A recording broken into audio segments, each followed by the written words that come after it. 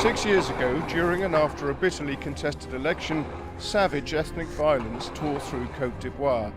A former president is answering to the International Criminal Court for those events, but other crimes have not been investigated, and other perpetrators have not been held to account. Victoria Bow went to find out why.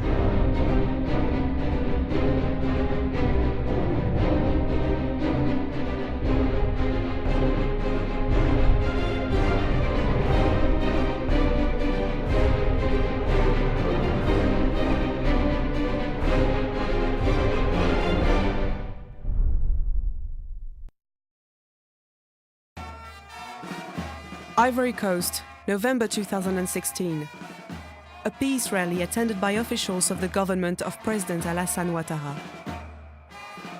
The theme is national reconciliation. La paix, comme il serait bon de le rappeler, loin d'être seulement l'absence de la guerre, est un processus, un engagement qui se construit au quotidien. In 2011, Ivory Coast was torn apart by inter-community violence that broke out between supporters of newly elected President Ouattara and his predecessor, Laurent Gbagbo. It was the latest round in a bitter ethnic struggle that had destabilized this former French colony for over 15 years. 3,000 people were killed, more than 1 million were displaced. Victims were from both sides. The fighting was only brought to an end with the help of French and UN troops who intervened on Ouattara's side. 6 years on, the government says its aim is to lay these tensions to rest and return to the stability that once made Ivory Coast one of the most prosperous nations in West Africa. C'est un pays qui est en train donc d'aller en marche forcée vers le développement, qui est en train donc de montrer au monde qu'on peut sortir d'une situation de crise, mais aller vers le développement rapidement. Since Ouattara gained the presidency in 2011, international investment has been pouring in and violence has gone down. But in some parts of the country, ethnic and political tensions are simmering. Last October saw protests of a constitutional reform aimed at preventing the exclusion of presidential candidates based on their ethnicity. Il n'y a quel article dans l'ancienne constitution qui empêche Ouattara de créer les emplois pour les jeunes, d'aider les femmes, de développer les Ivoiriens. And in January, a pay dispute involving the army broke out into open mutiny. Laurent Gbagbo himself, who still commands wide backing in parts of the country, is currently on trial at the International Criminal Court for crimes allegedly committed during the conflict 6 years ago. But while Gbagbo faces justice at The Hague, and some of his followers have already been jailed back home, no Ouattara supporters have yet been prosecuted. We've been to the west of the country where pro-Gbagbo communities were savagely targeted by pro-Ouattara forces during the violence of 2011. We wanted to find out why the government's promises to provide impartial justice to the victims hadn't yet been kept. We also wanted to investigate claims about ethnic attacks that took place well after President Ouattara came to power, events that, it's alleged, were witnessed by UN troops who failed to intervene. Western Ivory Coast. Land disputes have long triggered reprisal killings and tribal conflicts in this region bordering Liberia. A third of the fatalities during the election violence happened in Djikwé, the region's main city, and a center of the country's famous cocoa industry. Hundreds of people disappeared from here, and at least 90,000 were still internally displaced by 2015. 6 mass graves can still be found in the middle of the city today. 9 of George's family were among those killed. Ça détonnait partout. On ne savait plus qu'est-ce que c'était. Les militaires, les douzeaux, les gens de choses du classé là. Tous ceux qui étaient là-bas, c'est eux qui attaquaient. Pendant 2 jours, du lundi au mardi, des attaques. In March 2011, when Alassane Ouattara's then rebel forces took over the town, a crowd of illegal settlers attacked a neighborhood in Djikwé. They were joined by pro-Ouattara militiamen known as the Dozos. Hundreds of people were massacred. The bodies were later buried in haste by onlooking UN personnel. This was an act of revenge targeting landowners from the local Gere tribe. After the attack, the assailants returned to their own homes, carrying loot stolen from their victims. The bodies buried here have never been exhumed. Ici, les gens ont été enterrés là. Nos amis de la CPI, là, ils sont arrivés ici. Ils ont mis même des appareils comme ça pour mettre au pouvoir, avec des machins, un satellite là pour voir tous ceux qui sont dedans. Ils disent que les gens sont entremêlés, ils ne peuvent pas les dénombrer. The International Committee of the Red Cross estimated at least 800 people were murdered. Amadou Weremi, seen on this video, is a Guinean community leader known for his ties with the Ivorian army. Identified by both the UN and Human Rights Watch as the instigator of the attack, he was finally arrested in 2013, but though held in custody, he has still to stand trial. The Djuekwe massacre was only the start of a series of attacks in the region involving members of pro-Ouattara militias and the Ivorian army, the FRC. Most are yet to be investigated. But the evidence is there to be found. In July 2012, for example, over a year into President Ouattara's mandate, a UN camp for internally displaced people in Djuekwe was attacked and burnt down. Là, c'est les bâches d'une cuisine. Là, c'est la couverture d'une cuisine, quoi. Mais c'est pendant l'attaque, tout ça là a été brûlé. Toutes ces choses ont été détruites par rapport à l'attaque du camp de Naïbli de 20 juillet. Là. The Naïbli camp hosted 5,000 people, most of them like Julien from the Gere tribe, who traditionally supports Laurent Gbagbo. À 7 h du matin, à l'entrée principale du camp, on voit des dozos. Ils viennent un. Ils ont encerclé un peu le camp, un peu partout. On a été les approcher. Les enfants qui sont allés à l'école ont commencé à courir de gauche à droite. Les FSI sont venus aussi en armes, commencé à forcer le portail, le faire tomber. C'était à des bananes dans le camp. Ça tirait partout. The UN declined to tell us how many people disappeared during the attack. Ça, c'est le dessous de la tente. En tout cas, c'est le couleur bleu-blanc que vous voyez là. C'est du côté de la chair, comme les écritures. Tout a vieilli. Pendant 4 ans, vous voyez, dans le sol.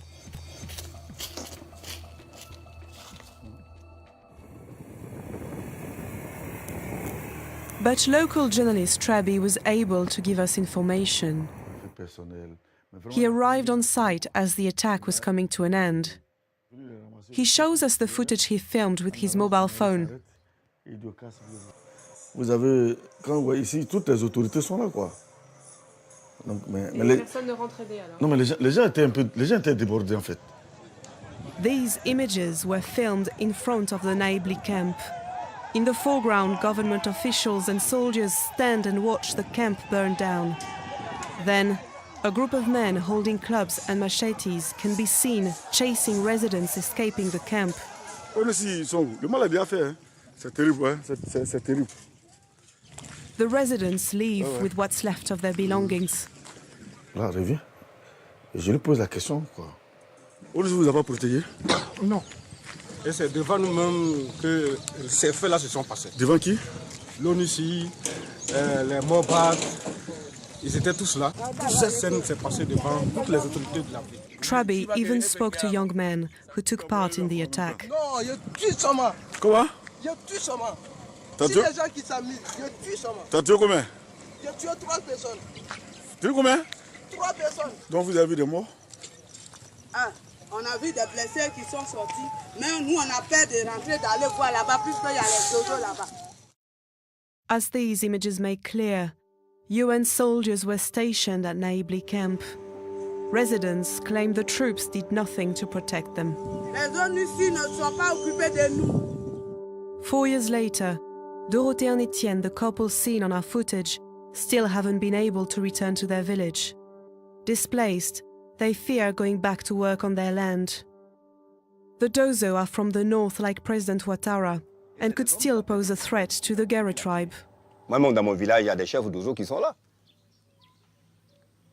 Donc, voilà pourquoi on a peur de rentrer au champ. Tu es dans ton champ, tu es en train de travailler, quelqu'un vient avec son arme. Il tire sur toi. Il tue quelqu'un, il va le jeter soit dans un puits, on l'abandonne, ils sont partis. Et il n'y a personne qui peut aller se plaindre.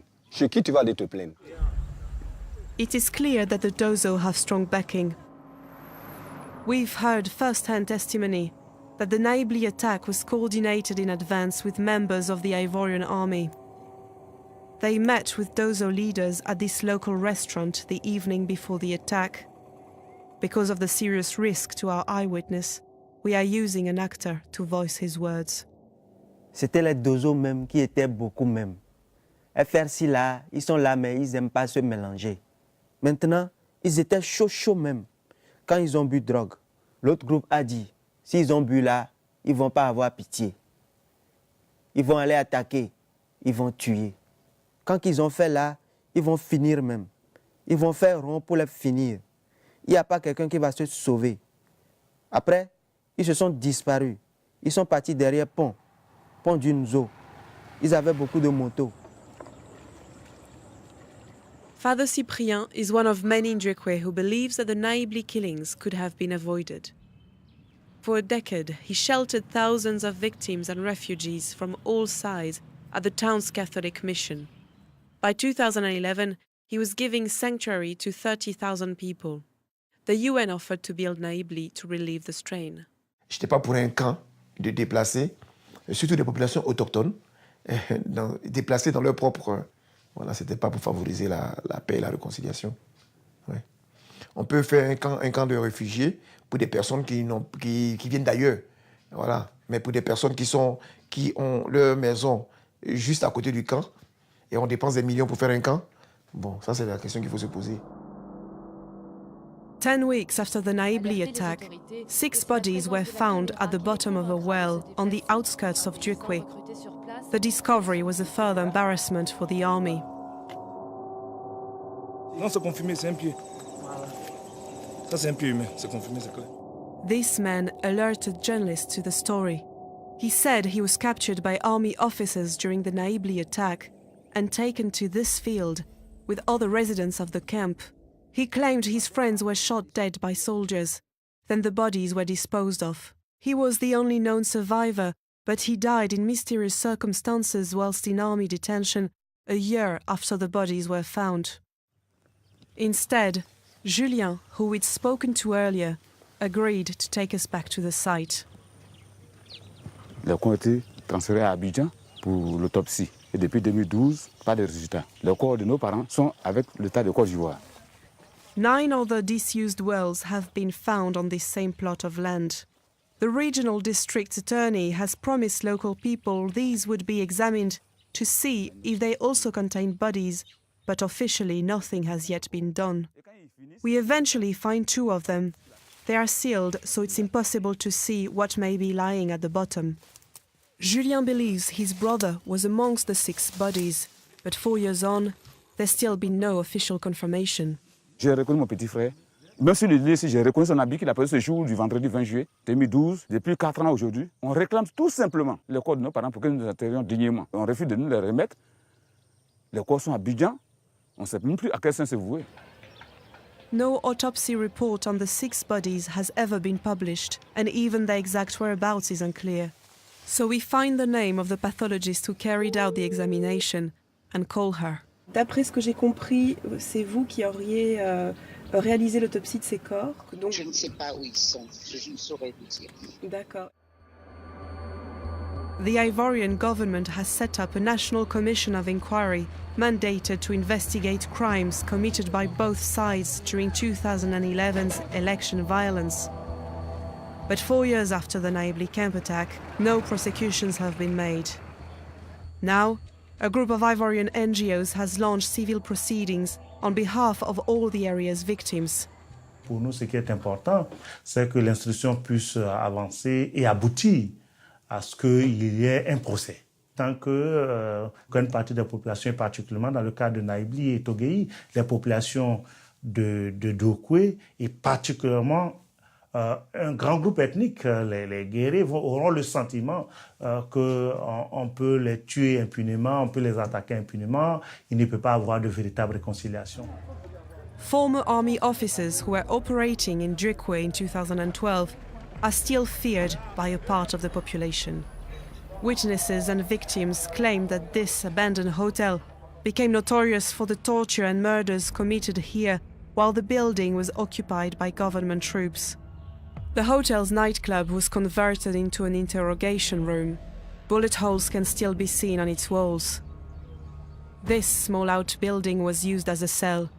We were told that 13 inmates were held here, forced to stand day and night and even eat the soles of their own shoes.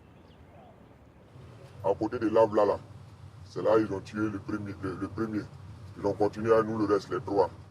We've met a man whom we shall know as Patrice, who says he was tortured at the Hotel Moesia and witnessed the murder of 2 friends. We are concealing his true identity for safety reasons. C'est quelque part ici là. Où est le palmier, voilà, c'est là. Ils sont rentrés. Et ils ont tué les 2 autres. He takes us to the scene of the murder. He says he was lucky not to be killed too. Il a pris le couteau, il a voulu mettre ça dans mon œil parce que là, niveau feu, c'est là j'ai tendu ma main, c'est là il a mis dans ma main, il a déchiré mon corps, comme ça. Ça, c'est le couteau qu'il a mis au feu. Ça, c'est où ils ont pris le truc, les couteaux qui est au bout de la calache. C'est les fils de courant qu'ils ont nattés, qu'ils ont pris pour nous chicoter avec. He tells us he knows one of the soldiers who murdered his friends.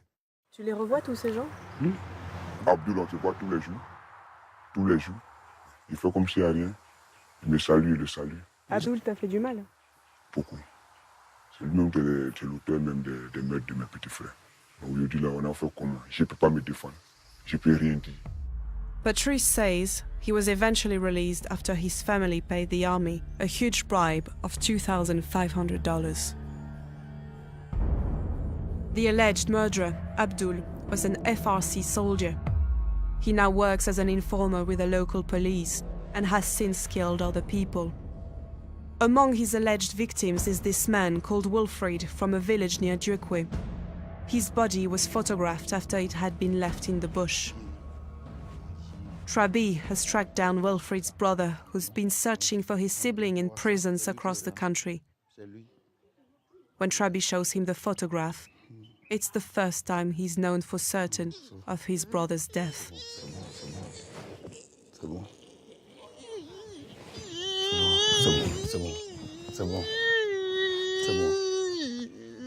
Moi, je vis avec ça depuis le jour qu'ils l'ont tué. À l'époque, on ne pouvait pas parler. C'est à la gendarmerie, devant la gendarmerie là qu'ils l'ont tué. C'était en plein 15 heures, c'était en pleine journée. Je veux qu'on poursuive à faire là. Et je vais voir le corps de mon petit frère. We are later told that Wilfried was killed over a dispute involving a woman and that a rival lover allegedly paid Abdul, the former soldier turned police informant, to assassinate him. It's said that Abdul had detained Wilfried on suspicion of theft. This has become a familiar story in Duekwe. We've been told that fictitious allegations of criminality to excuse the detention, torture and murder of opponents were also allegedly used by the FRC to justify the detention of victims held in the Hotel Moesha and even the Naibli camp attack.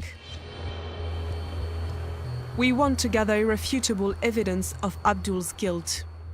Filming secretly, a member of our crew tries to find him at the police station in Duekwe. Sauf que c'est un renseignement là. Je demandais après Abdul. Il travaille ici. He's not there, but we are told that Abdul is on active duty and we are given his phone number. Our colleague calls the number, posing as a garage owner seeking revenge against a former business partner. He tells Abdul he wants the business partner killed. Ton prix sera mon prix, quoi, donc vraiment. Il n'y a pas de problème. Voilà. Dans la vie là, c'est parce que j'en ai fait beaucoup, j'en ai fait vraiment de ce genre de trucs. C'est ça. He asks Abdul if he killed Wilfried. On m'a dit même qu'il y avait un criminel, grand criminel à Fangolo là, qui était allé sortir aussi avec la femme de quelqu'un que tu l'as découpé, n'est-ce pas? Oui. Voilà, tu l'as découpé, non? Oui. Voilà, ok. Il y a plusieurs méthodes. Oui. Il y a la méthode d'enlèvement. Oui. D'effacement même. Tu vois? Non, l'enlever, tu vois, non? Le faire disparaître, au fait. D'accord. Il y a ça.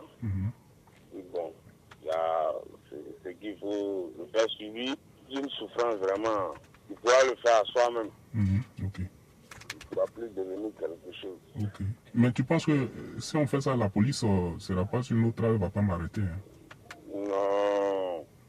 Tu sais, tout dépendra de vous. D'accord, ok. Le barrage sera propre. Oui. Prends ta route.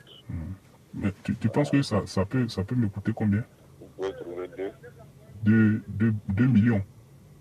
2 millions, hein? D'accord.